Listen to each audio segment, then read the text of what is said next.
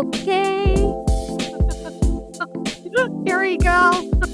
Second time round. Me and you, though, on our own. How cool is this? Episode 2 Episode 2. on self love. Yes. A real discovery right now.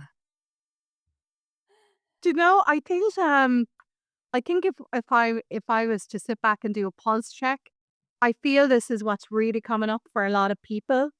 A lot of that deep, deep, deep inner self looking onto themselves. It's like any kind of conversations I'm sitting in, I can hear people talk about the inner work, the work that they're doing to better understand themselves. So it's lovely that we're going to cover it. And to the audience that get to hear this, I don't know what's going to come up, but we'll just roll with it, eh? Well, what will come up is a lot of advice. I mean, you've written a book on it. Let's be honest. It's not sure quoted here. I mean, you are an expert on it and you do live and breathe it, where I am a work in progress. So I think coming from that side of things for myself, my own discovery and getting there, I'm really having to find my way into that state for myself. It is a lot of work and it's continuous. But I think that you can offer great insights for people as well because I mean you've written a book on it. You talk about it. This is what you do. You've a course on it. So I think it will really make a difference for people and it will help. Okay. I think that's lovely in terms of framing it. I think that's nice to frame it in this way because it's beautiful that you are and I am also, I suppose I want people to hear this, not this part. I mean, I'm also in it doing the work always, and I think this is the part I'd like people to hear is like it doesn't stop. No. Doesn't stop. The work does not stop. Um Self-love for me is about just really being able to be patient with ourselves when the work is coming up and when all of those painful uh, self negative narratives are hijacking us. It's about, can I just not become impatient with that part of me that's still trying to heal? But can I just have patience that I'm in it? I'm stuck in it right now and it hijacks because it does hijack. And when it hijacks, for me, it really hijacks and I'm taken under for probably a day or two in it. And then I resurface with more insights and more learning and more discovery about parent. And what triggers yours though? When you say that when you go in and under, what is it that might set it off for you, that part where you have to go into that place? Um, I've kind of come to I've come to realize that there isn't necessarily any trigger. So there used to be triggers based on the part of the narrative. So if I keep the language simple, so my triggers would be based on the part of me I was self-rejecting. So years ago, my narrative was I'm fat and I'm a fat person. So what would trigger me was skinny women. Being around anybody that I perceived as having a smaller frame than me and looked better than me, that would have been a trigger for me. Any spaces I was in that made me feel, and this was me doing it to me, not the people outside of me, but any spaces I was in where I felt that I wasn't enough. So this is what it does when we don't do the work with self-love. It does make us compare and compete against other girls. It does make us very jealous of other girls, other women, now that we are women, I should say that.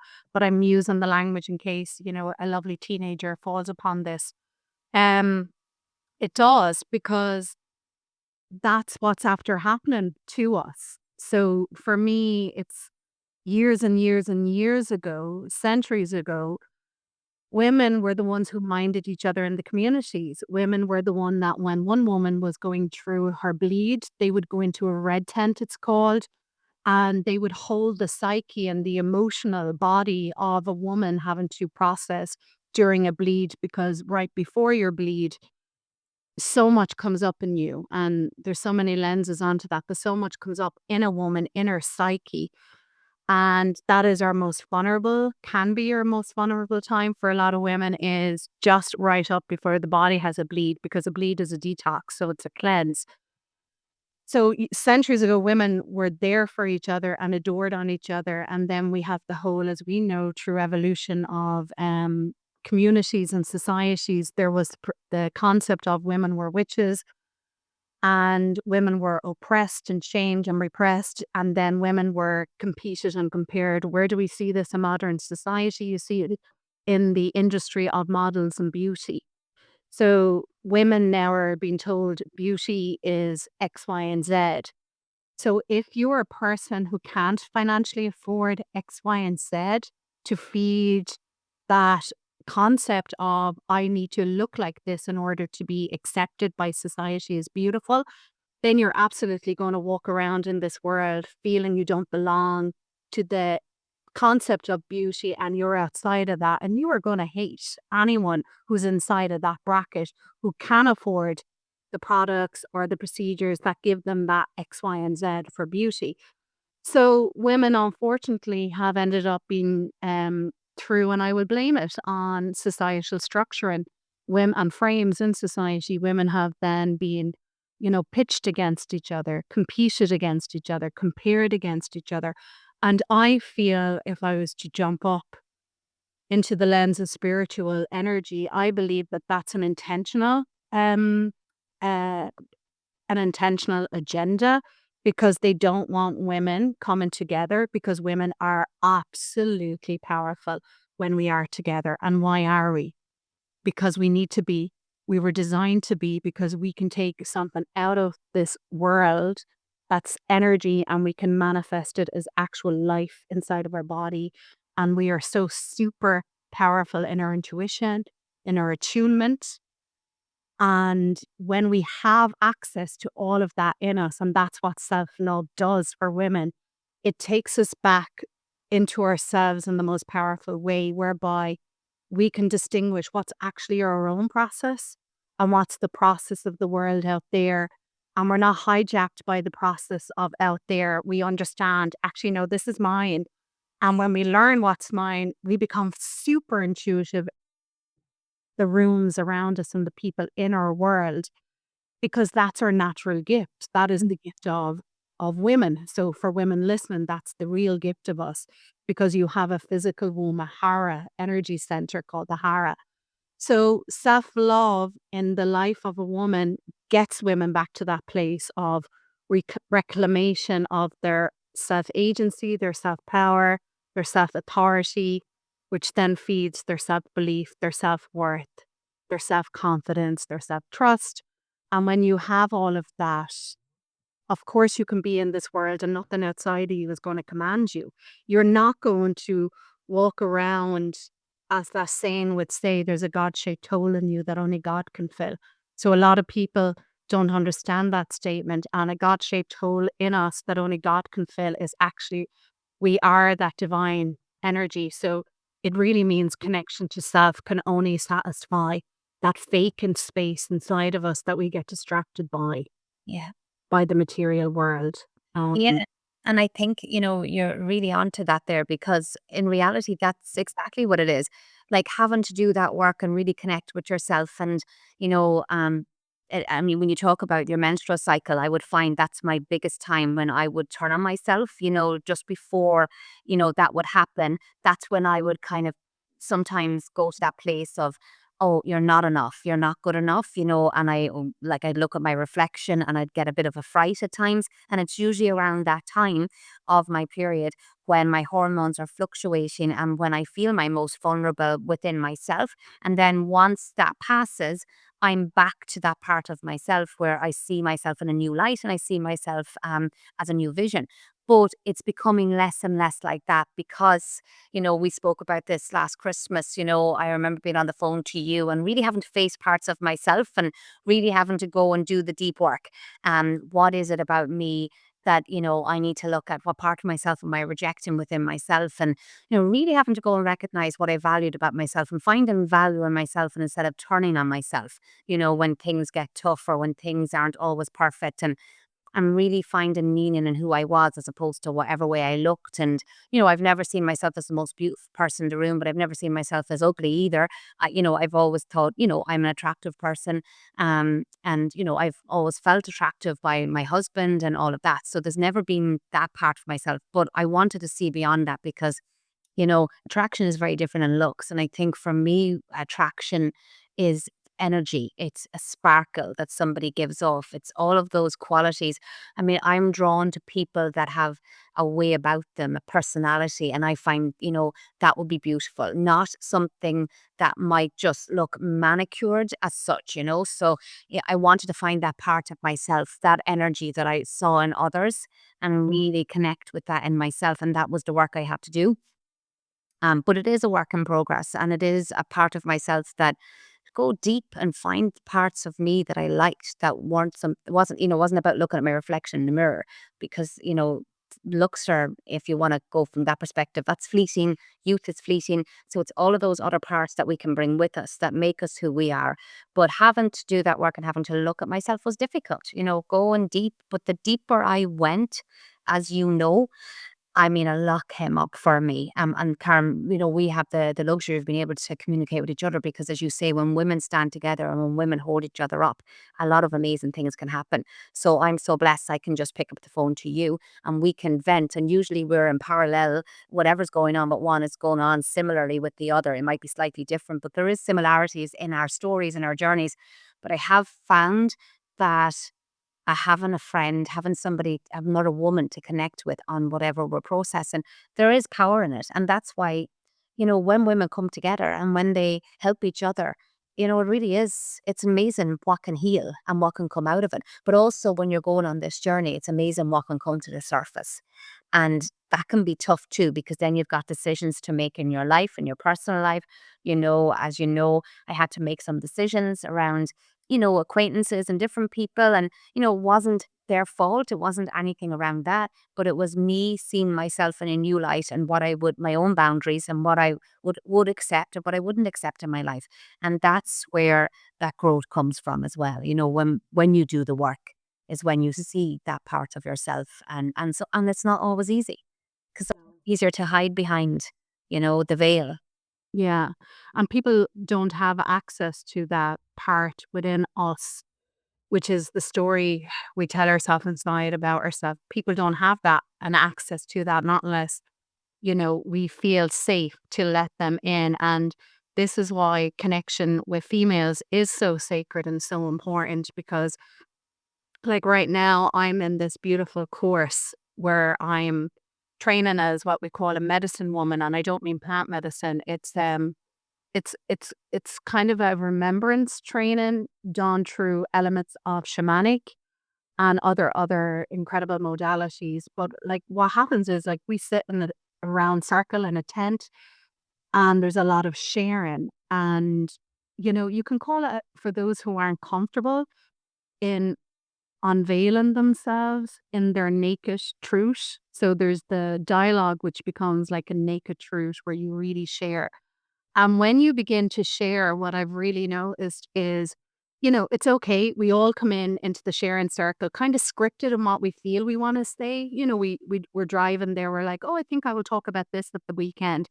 But when you go into an honest place with yourself, a part of you that's not scripted ends up coming up through the process and a deeper part within you. So we can call it the soul language, a deeper part of you that you didn't script or narrate or curate to be in there, because this is what this space is actually about. It's about guiding you out of curating your life. Because when we're insecure, we absolutely curate everything. We curate how we look, how we sound around people because of the fear of what I think you think of me. We curate our own personalities because, unfortunately, in childhood, nobody escapes this. So I'm not blaming parents here. And I know I'm kind of jumping a little bit, but I'll come back.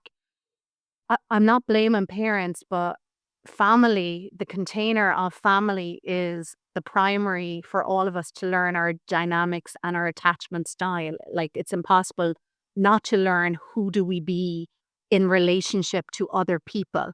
And I know Gabriel Mate would speak on this so beautifully when he talks about, everyone would postpone their authenticity in fear of punishment. So, in other words, they will give up who they are for the sake of an attachment, because to be who you are might be a threat to other people.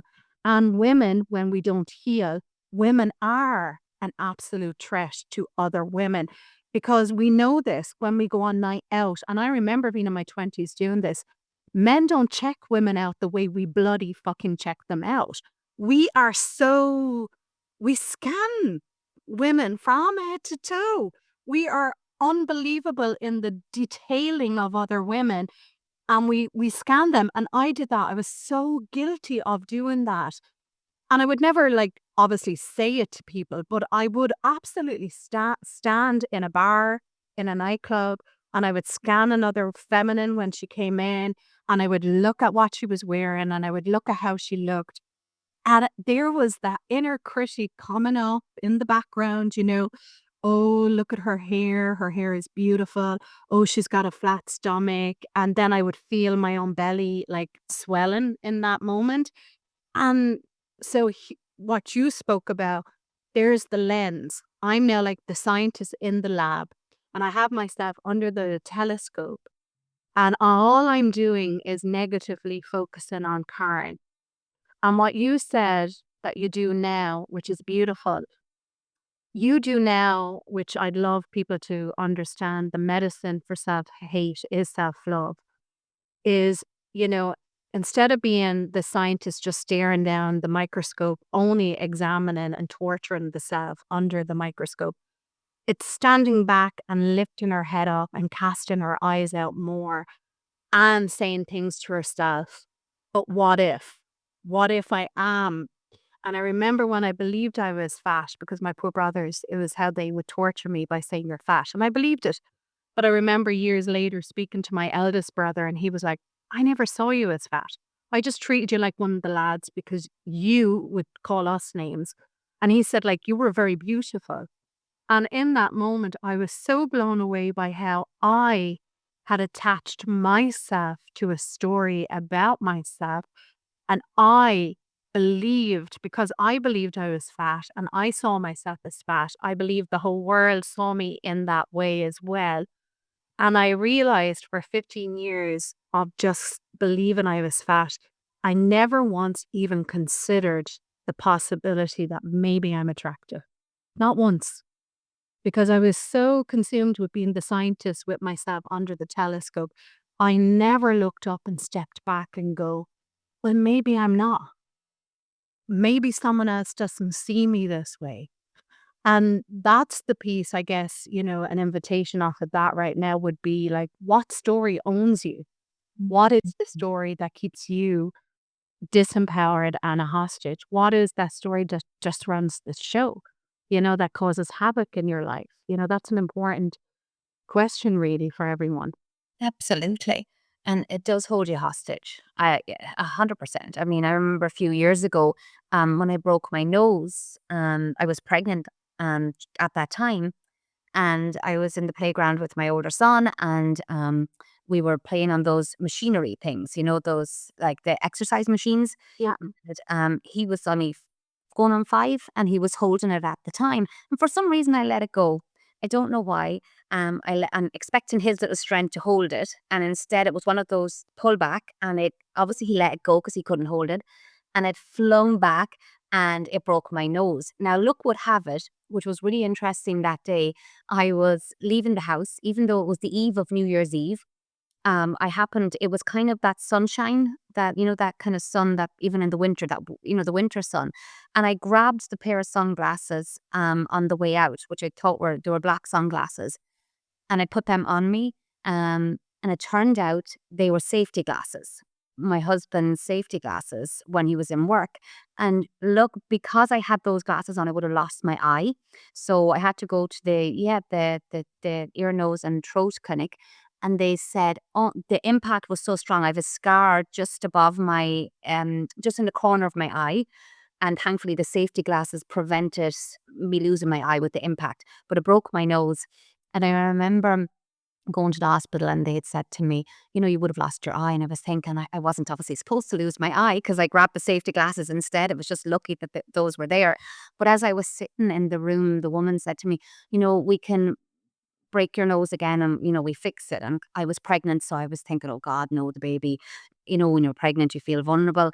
So I said, no, I'll wait. And then she said, we can send you to Cork and you could get surgery on your nose after your baby, and we can fix that nose. And I said, okay. And we can also fix the tip of your nose. Like this was a new thing, as in, while we're at it, they could also do that for you.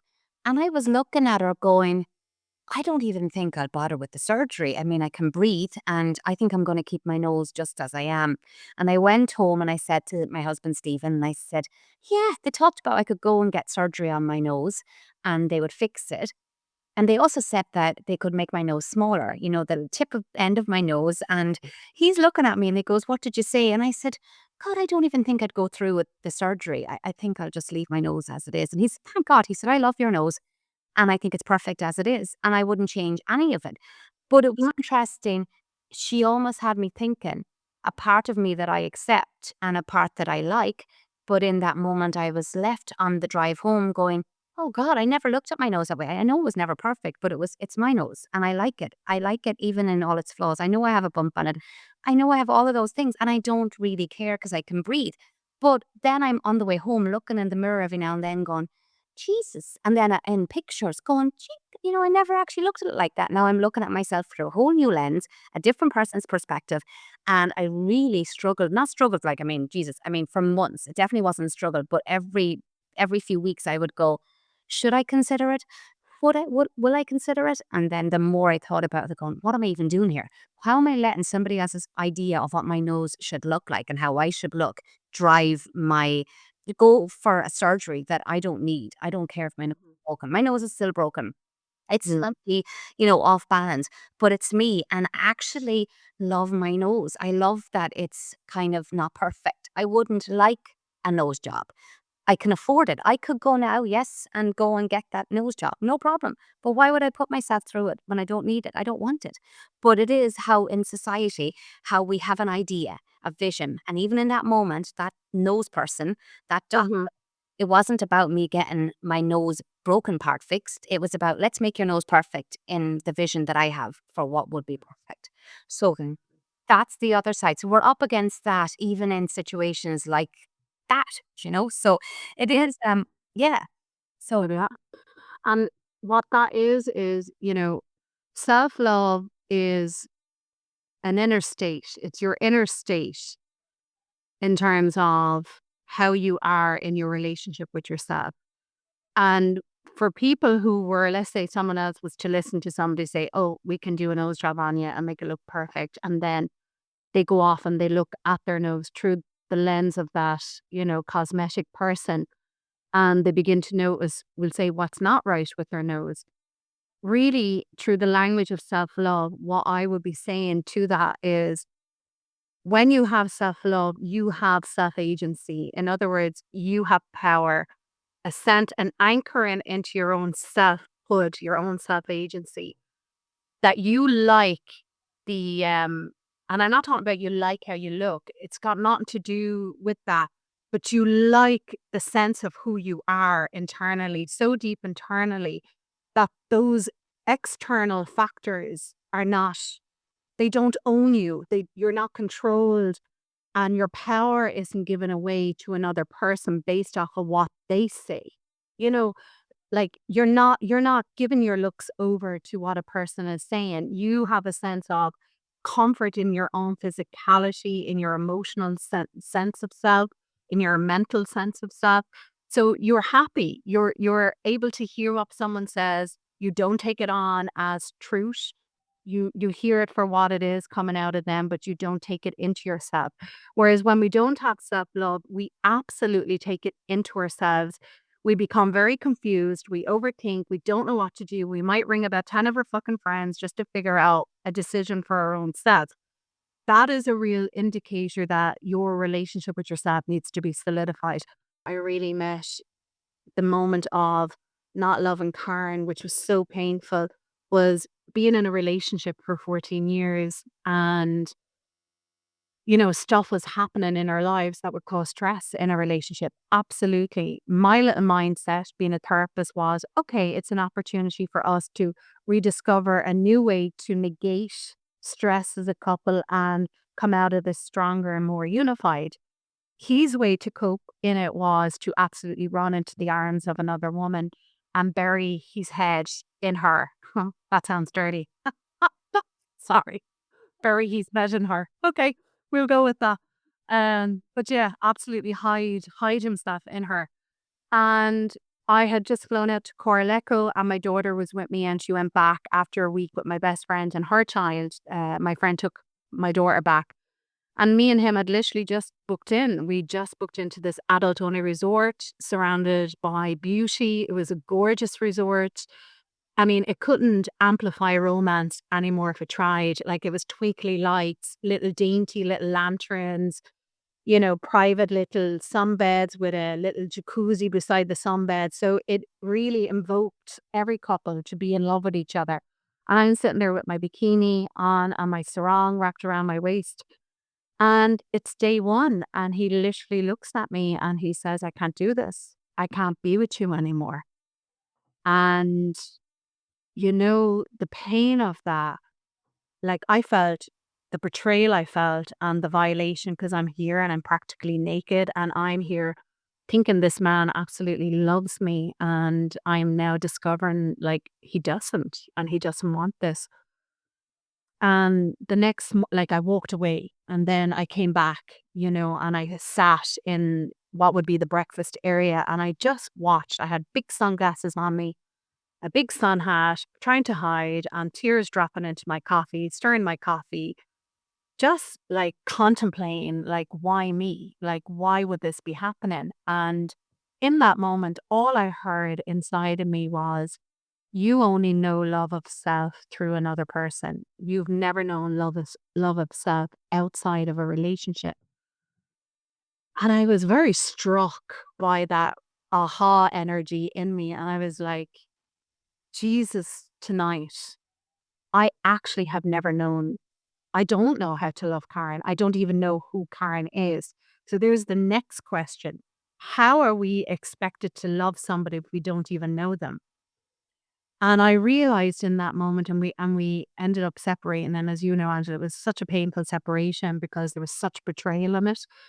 Um, and I took like 4 years nearly of celibacy and I realized I don't know myself. Like I always fill up myself and my empty spaces with people. I'm always busy doing something. And I made myself like detox from everything. I had lost my job as well through other stuff. I was left destitute because my whole life was meant to be with him. So I mean I was left with no money, no home. We declared ourselves homeless. So it was a real back down to zero. And I would go out to Tramore, and sit with enough for 2 little coffees, and I would sit, and I would just sit in the, as I would now call it, the cosmic silence of yourself. And I would sit, and I learned to eventually to drop deeper and deeper down into Karen, and I began to hear her, like, really hear her. And how I know I was arriving back into my body, because I had so much go on in life, I ran out of my body, and I was always up in my head. I couldn't play the radio in the car anymore, and I could hear birds chirping and singing everywhere. That's when I recognized I'm arriving back into my own presence then. I'm coming back into well, not coming back, I wasn't there for so many years, but I'm coming into a sense of being present inside of myself, with myself. And after months, then I started to really like this feeling of my own essence. I started to get a sense of who she is inside and her kindness and her compassion and her loyalty and her joy and her fun and her craziness. And, and I start to discover, what am I comfortable with? My boundaries. What am I okay with? What am I not okay with? And I started to recognize I couldn't be around certain people. So I don't want to say it in a judging way. So let's talk energy. Because my energy was detoxing and I was recharging myself like a magnet, you can't put certain energies around certain magnets because they don't click. So my world started to mirror what was going on the inside of me. The energy in me started to cleanse and purify. Therefore, my world environment started to shift and change. And beautiful friends naturally just progressed off of my path and onto their own path, doing other things. I couldn't cope with the telly being on. I couldn't cope with noise. I couldn't cope with things that I tolerated before. My system wouldn't allow me. That's what was really happening. My system was saying to me, so my inner self was saying, no, no, I can't do this. No, we're not going to do this. And it was an amazing time of learning, like, who really is she? I've been a mother since I'm 19. I've been a partner in many broken relationships whereby the guys always cheated on me. And I always blamed myself for that, truly blamed myself for that. Um, and I took time to just be like talking about, I remember my teacher back in the day, Derek, saying, you all want a fucking soulmate, go and be a mate to your own soul. And that was my mantra. I don't know me. So if I don't know me, how am I ever going to choose the right love for me? If I can't love me, how am I going to absolutely know what is the perfect love in my life? And that's where I went for those 4 years. I had to unpack. And then I did thankfully find the love of my life, beautiful love in my life. And even in the first weekend when he came over, that insecurity about my body came up so strong. And here's a little naked truth. I'm sorry to my husband for the full disclosure. But I remember we were having gorgeous sex and it was doggy position. And I had a moment where I'm like, is he thinking my ass is fucking fat? And I remember just getting paranoid and like his actions did not demonstrate that. I mean, he was enjoying himself, full hand spanking the whole shebang. But my mind got a, ah, but my mind went there. Is he looking at me and is he thinking I'm fat? And I remember, but afterwards I shared it with him. I said, look, I had a real panic moment because I don't, of course I knew him, but we'd been intimate over Zoom. It was during COVID. So we'd done lots of video connection and this was his first physical time over after like 3 months. And I just said to him, I was just so fucking terrified. I absolutely had a moment of fear where I felt I was not enough in my body for you. And he was like, I'm so in love with you. I can't see anything other than pure love of you. And I realized, I'm 20 years in this fucking work. It doesn't matter. It's going to find a way, always, always. That part of us that's wounded will always find a way to pop its little head up to go, oh, I'm still here. Oh, I'm still here. And I really realized that, really, which led me then to research in the master's self-love as a spiritual practice to writing the book. So it doesn't go away. No. But we can have fun with it. But at least you were able to communicate that. And I think that's the part as well, to be able to say to Jeff, your husband, that this is how I was feeling, and that's the beauty of it because it's so important to be able to communicate. And I know that there's probably people feeling similar, but might not feel they can communicate. So I think it helps if you can say to the person that loves you, by God, they're going to love you. And they're not going to be thinking, ill thoughts or anything other than that, but it's been able to kind of say that to the person and do it. I remember when I first got with Stephen, I mean, we're together nearly 19 years now at this stage. Wow. No, but when we were first got together, because I'm almost 7 years older than Stephen, as you know, so um I remember somebody saying to me, because I used to be predominantly with somebody even a few years older than me. I'd had kind of a few longer relationships, so not many, but a few. And I remember when I met Stephen and just fell in love with him. But I remember somebody saying to me, "Oh my God, are you crazy?" And I'm like, "What?" And it wasn't against Stephen. It was like, that person, he's like nearly 7 years younger than you. Are you crazy? I mean, sure, he'll probably leave you. He's, all of these kind of other person's insecurities, not mine. Yeah. It was somebody else's insecurities. Whereas I was thinking, no, I'm just crazy about this person. I don't see an age. So for me, it was irrelevant. I was kind of thinking, why is that such a big problem for this person? and it's not a big problem for me. And now 19 years on, and two beautiful boys and our little angel. I mean, we couldn't be happier. I mean, it's still we're still mental about each other. I mean, we're still obsessive with each other. I mean, we're at the point that somebody said to us when we were in Marbella, we met this other couple. I'm kind of going off because I think it kind of feeds into, you know, as I go back to 19 years ago, and this person who I love dearly will say to me, "Thank God you didn't listen to me. Thank God you didn't hear what I had to say about you not being with someone like just because they were younger than you, how silly I was." But at the time, they were just thinking of me in their own way. But in reality, we were in Marbella a few months ago, and this couple we met, and I think they were together only 4 or 5 years. And, they ended up joining us, sitting down beside us. And they couldn't believe, first of all, that we had a 14-year-old. And then they couldn't believe that we were together as long as we were together. And they were like, "But you're so in love. And like, we were watching you and you're all over each other. And you genuinely, first of all, we thought you were maybe newlyweds and we didn't know what to think. And now you're telling us you're like over 18 years together." And we're like, "Yeah." And they're like, "We kill each other and we're only together a few years, And there was definitely some problems there between them. And I suppose that's what was coming out. And then they said, "Surely, like, do you have an open relationship or something?" And I'm like, "Nope. But how are you so have open relationship?" Claimed you were being We quite. propositioned. We were definitely we're so innocent in that regard that it took us a while to cop on to what was happening. Because you know, we kind of realized that they were definitely expressing an interest, but it was funny. But it was during that conversation, I was looking at Stevie, he was looking at me, and like, we get that a lot. People find it hard to believe that we're together as long at times because we genuinely love each other and we're so attracted to each other. And, I'm so blessed with that. So I'm lucky, I suppose, in the regards that I didn't listen to other people's opinions on whether I should be with somebody just because of a bloody age or a number. Um, so one second. I love that. Hello.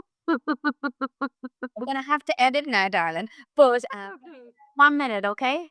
And yeah, so but it was just funny because when when when we realized, what first of all that obviously people can't honestly believe that other people can be happy unless they must be mixing the relationship up. That was interesting to me because I thought, God, like that's kind of sad. They were together, I'd say, I don't know, about 5 years, I think they said. Lovely people.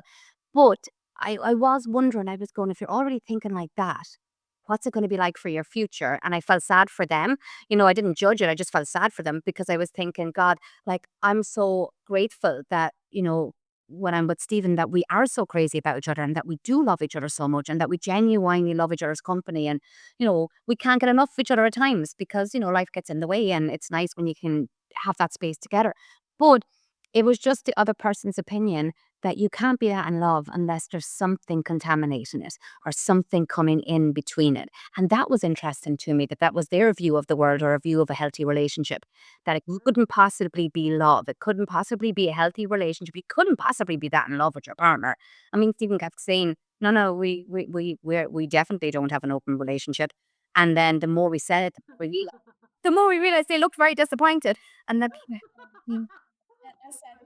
I kinda said, "I think we need to go, I think we need to exit left here now, darling, because I'm getting a little bit, a bit too excited by us." And we got out of there, obviously. But it was interesting, that, looking at other people's views of what love is, and that, you and to be secure in that love, or you can't have that kind of love unless something else is part of it. And that was their view. And that's not just their view. I realize that's other people's views. People have said to us, "How are ye together that long?" Or, "Oh my God, but you seem to really like each other. You seem to be crazy about each other." And that makes me wonder, you know, what's changing in the world? Why do people not think after over 18 years that some people can't be as crazy about each other? And obviously, that's just what we've been met with on some occasions, not on many either.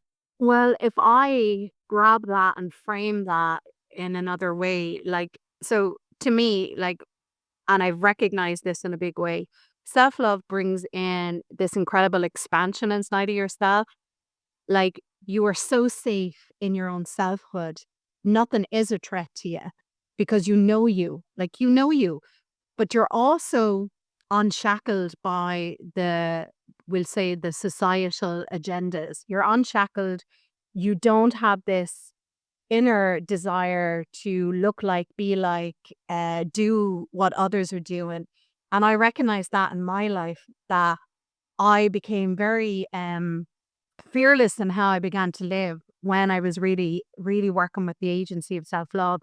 Like, I started to recognize I'm the only one ever holding me back. I'm the one entrapping myself. I am the one, that's in my own way, when actually I'm actually the one I've been waiting for my whole life, because I'm the only one who can get me through my world and my life. And then I began to make bigger, bolder choices in life. I stopped living in the corner of my own canvas of life, and I started to say yes to bigger things. And I started to look like to others as being fearless and brave. And people would say, like, how did you do that? And I would say, I don't doubt myself anymore. I don't question. I don't question Karen. I have no fear for Karen and what Karen is capable of doing. So therefore, the world out there, I don't fear it. I don't fear the unknown. Because I know I'm a co-creator with the world around me, that I get to create because I can demand, because nothing is demanding me.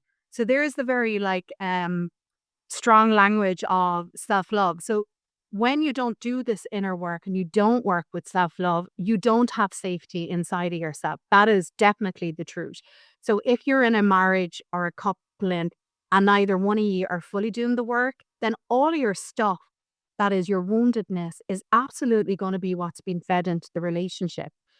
Like, and this is not me comparing you to that couple, but I will say this, like, I know you and Stephen are constantly doing that inner self-inquiry, and that's all it takes. It's only about being self-aware and always asking yourself, why is this triggering me? Why does this person bring up this in me? And why am I feeling this way about this situation? What is going on for me? A lot of people don't frame it that way. A lot of people will go, well, they said this to me, and they treated me in that way. It's all about them. And they forget that actually you create your own reality. Your inner state of being is cause and effect, but your inner state of being creates your personality. And Dr. Joe Dispenza, if anyone is into that, you'll hear him say your personality creates your personal reality.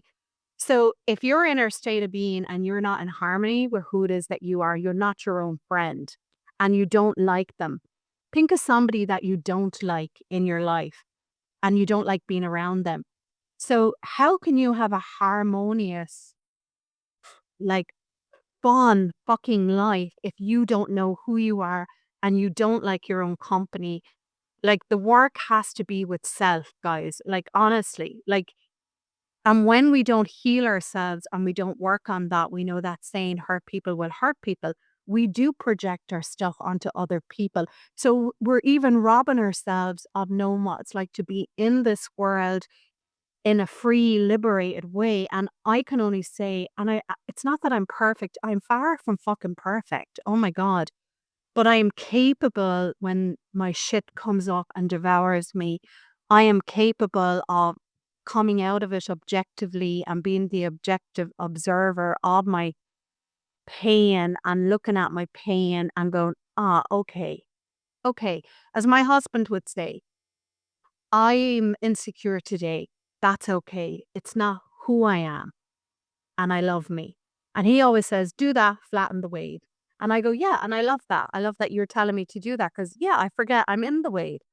So I'm able to be more of a container for my own self. I'm able to take personal responsibility and accountability for Karen and over Karen. And Angela, without giving it away, you demonstrated that today through the story of your son when you were sharing with me today, like how a young boy has that capacity to step back from life and look at life for what it is on the outside, rather than looking at life being sucked into what it is doing onto him.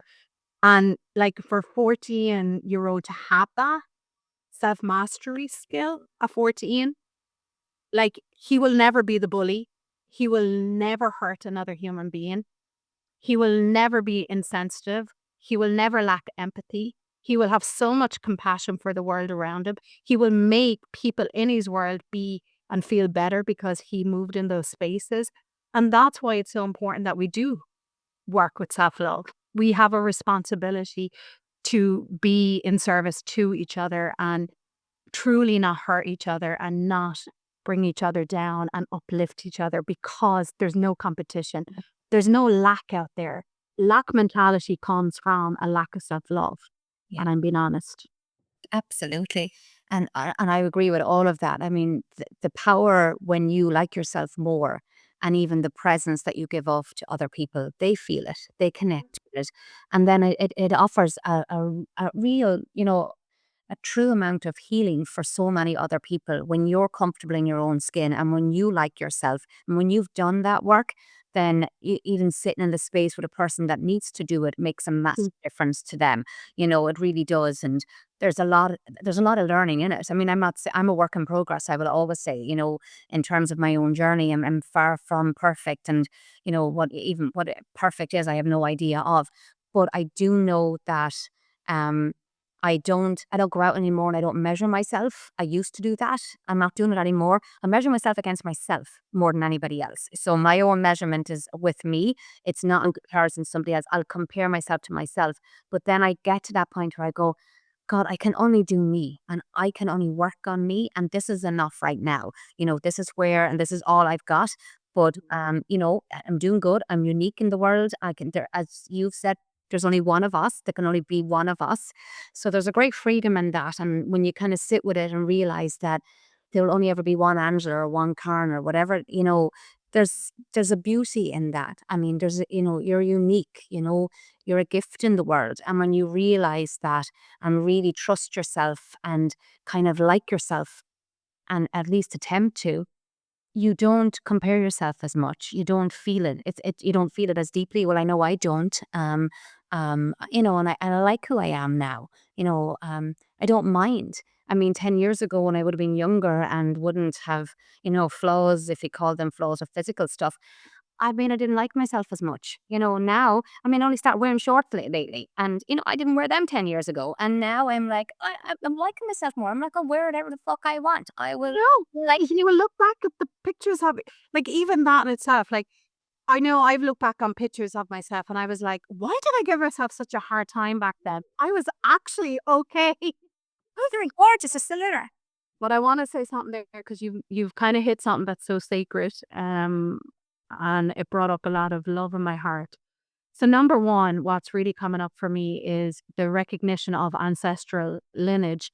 In that, it took centuries for you even to exist right now in the here and now. Like, you know, it took for your particular mother to be with your particular father, or for that particular egg, and that particular sperm to meet. I mean, that in itself is an absolute wonderment. And we are so, so, so unique. And that's the part that really got my passion up. We are so, so, so unique that if we only took a moment to recognize the uniqueness of what we actually are, we would be formidable.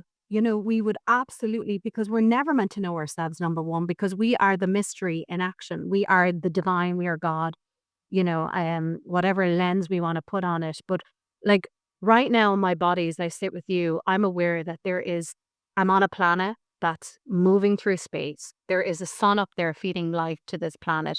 There is galaxies and cosmos, and the minerals and ions in that galaxies and cosmos is in my body. Like, I am part of something bigger and greater. However, the pain of and the lack of self-love makes people believe they need to be extraordinary in order to be accepted. They don't recognize that their ordinariness is extraordinary.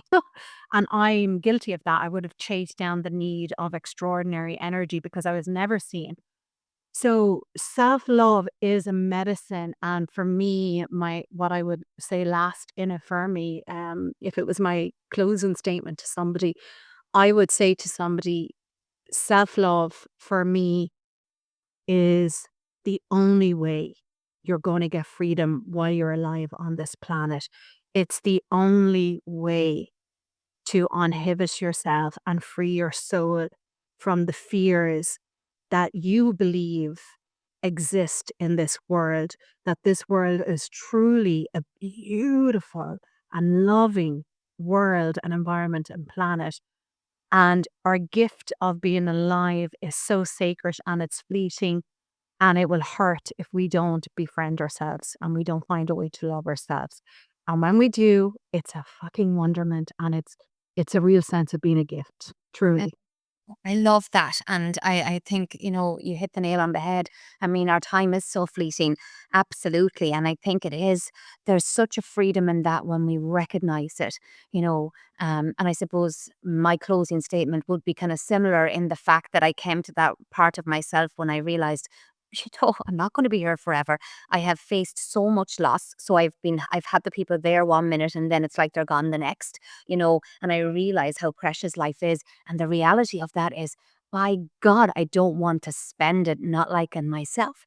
I would hate to think everything I've gone through and everything I've experienced to almost disown that side of myself, to deny who I am, but also to not allow myself to kind of nurture myself and even give myself a hug every now and then.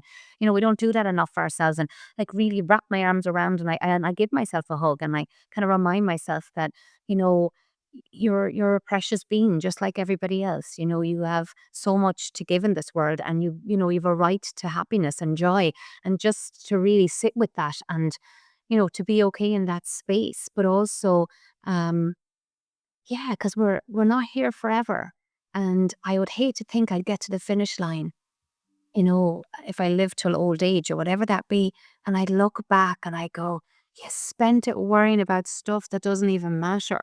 You're about to die or whatever. If I'm going to pass over and I'm going to know about it, this is the vision I have. An older woman, I'm ready to go, but I'm looking back, and what way will it look? Will it look back with joy and happiness that I lived my best life, that I gave myself a chance, or will it be regret that I didn't embrace myself and embrace life and really go into that with less restrictions and all these bloody things and barriers we put around each other, and walls up, and obsessions and concerns and insecurities and all the things that won't matter in the end anyway, because we'll be, you know. So I think the more I dig into that side of myself, the freer I become. And you're right, when you don't reject yourself, it's like the world, it doesn't feel like a rejection. It feels more acceptance. And it really is starting with the self. Yeah. And you end up laughing more. That's the worst thing that's going to happen to you is you end up laughing at yourself and you don't take yourself so fucking seriously. But what you said, I love, and it reminds me of Mary Oliver's quote, which I just pulled up in front of me because it just really reminds me of everything you just said there. What is it? So here's to our beautiful listeners, guys. What is it you plan to do with your one wild and precious life? I love that. Yeah, from Mary Oliver. Guys, thank you for tuning in. And I love, we're so in on top of the screen. We just lean into each other and we're talking to each other. It's like you forget that we're going to be putting this out there, and that's wonderful because I don't want to be thinking that way, but I'm just laughing at how much in on top of the screen we are as we're talking to each other. And I love you, darling. I love you too, honey. Thank you. I thank you to everyone who gets to hear this, and we look forward to the next. Yay. Thank you so much. Keep in touch. Give us ideas that you want us to talk about as well. Don't be shy. Yeah, fantastic. Well, yeah. That's a great idea. Yeah, we'd love to know what you would love to know. Exactly. Over and out.